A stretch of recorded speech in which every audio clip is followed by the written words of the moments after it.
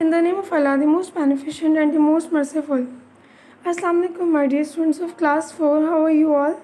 I am your teacher, Ms. Fatma Zahid, and I welcome you to the 14th lecture of Social Studies. Okay, students, as you know that in the last lecture we have started our lesson number 9, which is money. It's on book page number 67 and 68. So first of all, take out your books. So in this lecture we are going to study about opportunity cost. Opportunity cost basically होती क्या है? Opportunity cost is what a person sacrifices when they choose one option over another. Okay. So student, first suppose you have two options. Just like कल आपका exam है और या तो आज आप रात को सो लें और यहाँ पे सारी रात जाके पढ़ लें. फॉर सपोज अगर आप चूज़ करते हैं कि आप सारी रात जाके पढ़ना है, तो आप जिस चीज़ को सेक्रीफाइस कर रहे हैं वो क्या कहलाएगी? हमारी अपॉर्चुनिटी कॉस्ट. मतलब रात की नींद हमारी क्या कहलाएगी? अपॉर्चुनिटी कॉस्ट, जिसको हमने सेक्रीफाइस किया है इसलिए कि हम रात को पढ़ के एक बेटर ग्रेड्स हासिल कर सकें. Here I have written some examples of opportunity cost. Someone gives up going to see a movie to study for a test in order to get a good grade. The opportunity cost is the cost of the movie and the enjoyment of seeing it. Okay, for suppose आपका कल test है और आज आपने movie देखने भी जाना है, तो आप मूवी को सेक्रीफाइस कर रहे हो इसलिए कि आप पढ़ के बेटर ग्रेड्स हासिल कर सकें. तो हमारी अपॉर्चुनिटी कॉस्ट क्या हुई? Yes, it is the cost of the movie and the enjoyment of seeing it. आपने क्या किया? मूवी देखने को आपने मतलब सेक्रीफाइस कर दिया इसलिए कि आप टेस्ट के लिए बेटर प्रिपरेशन करके अच्छे ग्रेड्स हासिल कर सकें. So cost of the movie क्या कहलाएगी? हमारी opportunity cost. Yes. Second example is at the ice cream parlor, you have to choose between chocolate and strawberry. When you choose chocolate, the opportunity cost is the enjoyment of a strawberry.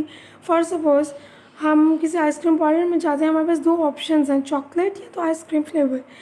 तो for suppose अगर आप choose करते हैं chocolate flavour को, it means आपने जो strawberry flavour की enjoyment को सेक्रीफाइस किया, वो हमारी कहलाएगी opportunity cost. Clear?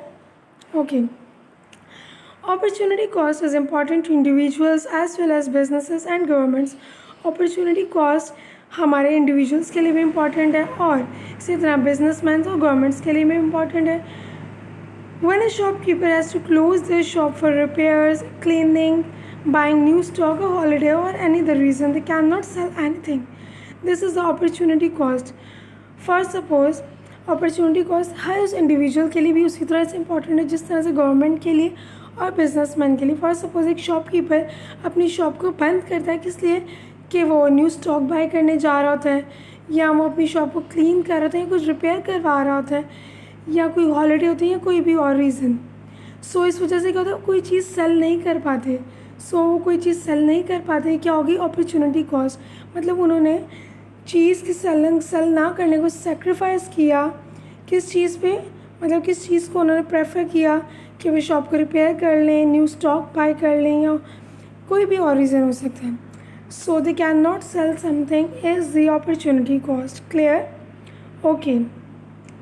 When a government decides to invest in one area, for example education, the opportunity cost might be that they spend less on other area such as building roads etc. For suppose government के पास जब budget announce होता है, government के पास different fields होती हैं कि उन्होंने किस फील्ड में कितने इन्वेस्ट करने. Just like government wants to invest more in education. ठीक है, तो गवर्नमेंट अपना बजट का मोस्टली हिस्सा एजुकेशन में इन्वेस्ट करना चाह रही है. सो क्या करेगी? बाकी एरियाज़ में कम स्पेंड करेगी.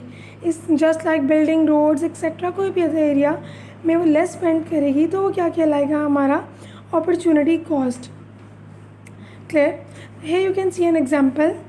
Just like you can see that John studies all night for his exam. Next day John is very sleepy. So opportunity cost क्या हुई? उसने अपनी नाइट स्लीप को सेक्रीफाइस कर दिया. किस लिए? कि वो अपने एग्ज़ाम के लिए सारी रात पढ़ना चाहता है. Got it? Okay. Saving money. Sometimes we want to buy something that costs a lot of money. For suppose हम कभी कुछ ख़रीदना चाह रहे हैं जिसकी प्राइस बहुत ज़्यादा है. To do this we need to save up money. Obviously उसकी प्राइस बहुत ज़्यादा है तो हमें क्या करना पड़ेगा?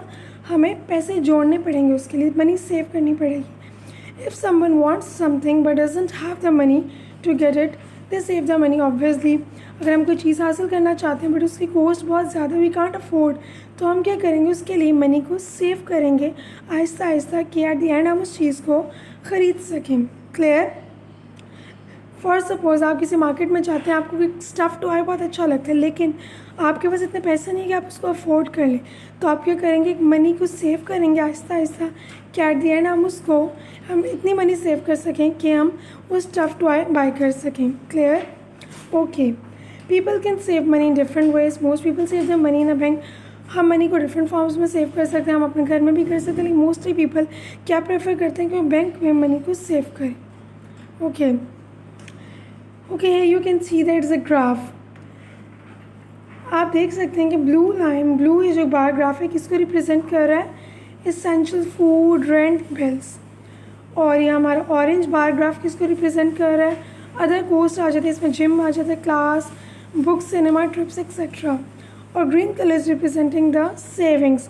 फॉर सपोज हमारी सैलरी है, हम उसमें से बजट बनाते हैं कि 50% हमने किस पे स्पेंड करना है, अपने रेंट पे, बिल्स पे और फूड पे, ठीक है। और 30% हम किस पे कर रहे हैं स्पेंड, हम अपने बुक्स पे कर रहे हैं, सिनेमा, ट्रिप्स, अपने इंजॉयमेंट्स वगैरह पे। और जो 20% हमारा बजट है इसको हम सेव करें। Clear? Okay, well students, your diary is, you have to revise objective. Well, that's all about today's lectures. Hopefully see you in the next class. Till then, take care. Allah Hafiz.